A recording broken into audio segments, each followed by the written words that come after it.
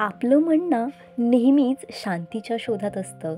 शुद्ध हवा आणि सह्याद्री पर्वतरांगेमध्ये बसलेलं भारतातील अनेक तीर्थक्षेत्रांपैकी एक आणि 12 ज्योतिर्लिंगांमधलं 6वं ज्योतिर्लिंग म्हणून ओळखलं जाणारं हे भीमाशंकर ज्योतिर्लिंग. चला तर मग पाहूयात आपला हा प्रवास. नमस्कार मंडळी, मी Shweta and welcome to my channel travel stories with Shweta. खरं सांगायचं तर मला हिस्टॉरिकल, स्पिरिच्युअल अशा नवीन नवीन जागा एक्सप्लोअर करायला खूप आवडतं. डोळ्यांना भिडणारे क्षण कॅमेऱ्यात टिपून तुमच्यापर्यंत पोचवावेत म्हणून मी हे व्लॉग सुरू केले आहेत. माझा हा पहिलाच व्लॉग असून त्याची सुरुवात मी महादेवाच्या दर्शनाने केली. पहाटे लवकर उठून सफाळ्यावरून पहिली लोकल ट्रेन पकडून मी निघाले विरारला जायला. विरारला पोहोचताच पाहिलं तर दादा आम्हाला घ्यायला आधीच येऊन राहिला होता. माझ्यासोबत माझे अजून काही फ्रेंड्सही होते, पण नेमकी माझ्या एका मैत्रिणीची ट्रेन मिस झाली. मग काय, तिची वाट बघता बघता थोडा चहा नाश्ता करायचं ठरवलं आणि तोपर्यंत ती सुद्धा येऊन गेली. दादाने गाडीसमोर नारळ फोडून आमच्या प्रवासाचा श्रीगणेशा केला. विरारपासून 232 किलोमीटर अंतरावर पुण्यातील खेड तालुक्यात हे मंदिर आहे. सर्वात पहिला पेट्रोल पंपवर थांबून आम्ही गाडीमध्ये पेट्रोल फुल करून घेतलं. गप्पा मारत गाणी ऐकत आमच्या प्रवासाला सुरुवात झाली.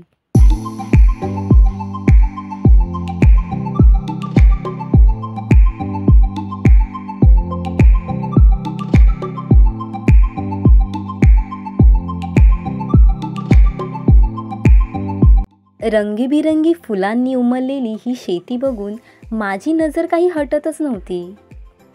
वाटेतलं प्रत्येक दृश्य डोळ्यांना भुरळ घालत होतं.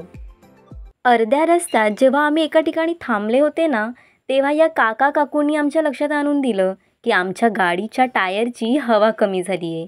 नशीब बाजूलाच एक दुकान होतं.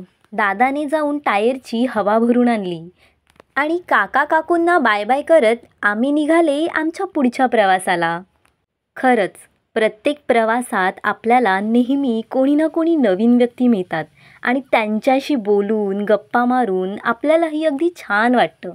वाटेत आम्हाला अनेक सुंदर सुंदर अशी मंदिरं पाहायला मिळाली, ज्यांचं नक्षीकामही अगदी सुंदर होतं. आणि त्यानंतर आम्ही पोहोचले ते माळशेज घाटात. आजूबाजूला पसरलेली धुक्याची चादर, हिरवाईत दडलेली ती वाट आणि चेहऱ्यावर थंड गार वाऱ्याची झुळूक, याच क्षणी निसर्गाने खरंच डोळ्यांना थांबवून ठेवलं.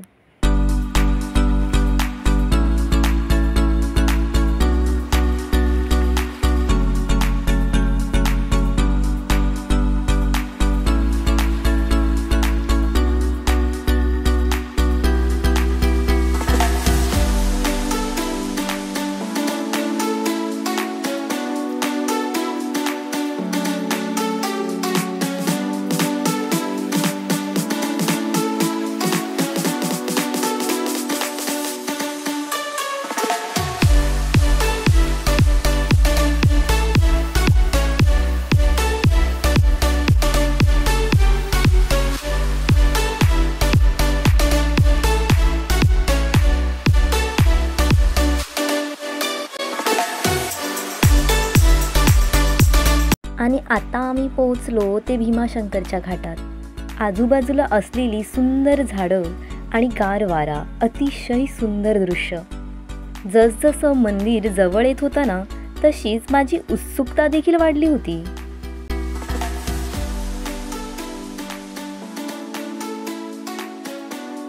आणि हे बघा, पांढऱ्या धुक्याच्या थरांमध्ये सामावलेलं भीमाशंकर अभयारण्य, शांत, रहस्यमय आणि अतुलनीय सौंदर्याची अनुभूती देणारं.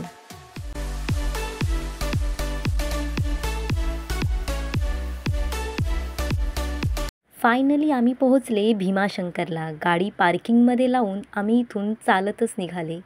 पार्किंगपासून मंदिर 2 किलोमीटर अंतरावर होतं. खरं तर झालं असं की आम्हाला यायला थोडा उशीरच झाला, त्यामुळे पार्किंग फुल झाली होती. म्हणूनच आम्हाला इथून 2 किलोमीटर अंतरावर लांब पार्किंगला लावावी लागली. गाडी पार्किंगला लावून आम्ही सर्व चालत निघाले.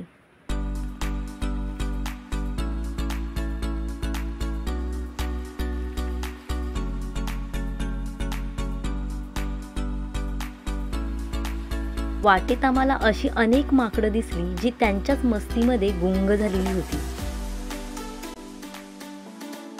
गप्पा मस्ती करत निसर्गाच्या कुशीत आम्ही हळूहळू पुढे चाललो होतो. समोरची वाट धुक्यात हरवलेली, आजूबाजूला शुद्ध शांत हवा पसरलेली. प्रत्येक क्षण जणू एखाद्या स्वप्नातून उलगडत होता.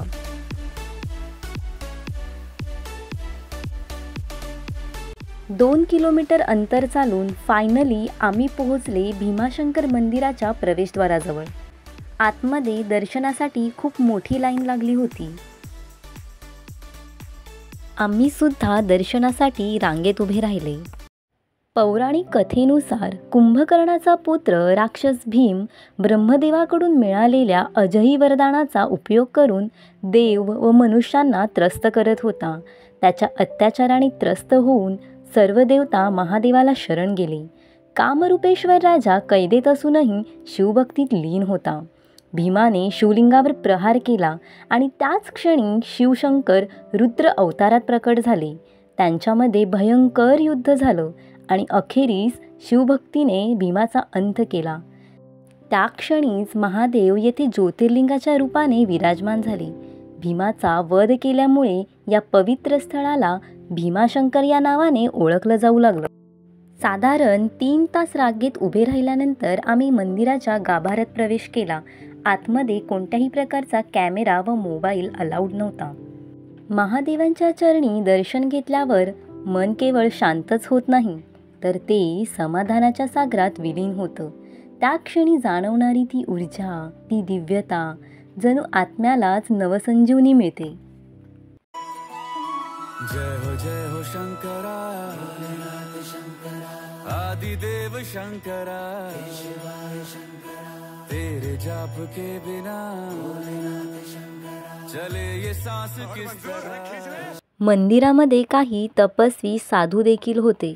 मंदिराच्या आजूबाजूला फिरून घरच्यांसाठी थोडासा प्रसाद घेतला आणि आम्ही निघाले आता आमच्या परतीच्या प्रवासाला.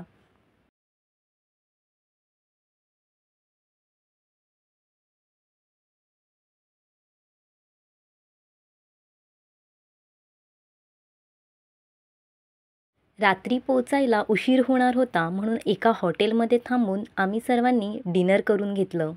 जेवण येताच सर्व अगदी ताव मारून जेवायला बसले. पोटभर जेवलो आणि मग निघालो घरी यायला. तर मंडळी, असा होता माझा हा भीमाशंकर ज्योतिर्लिंगाचा प्रवास. तुम्हाला हा व्लॉग कसा वाटला मला कमेंट करून नक्की सांगा. आणि अशाच नवीन नवीन ट्रॅव्हल स्टोरीजसाठी माझ्या चॅनलला सबस्क्राईब नक्की करा. भेटूयात पुढच्या व्लॉगमध्ये. तोपर्यंत बाय.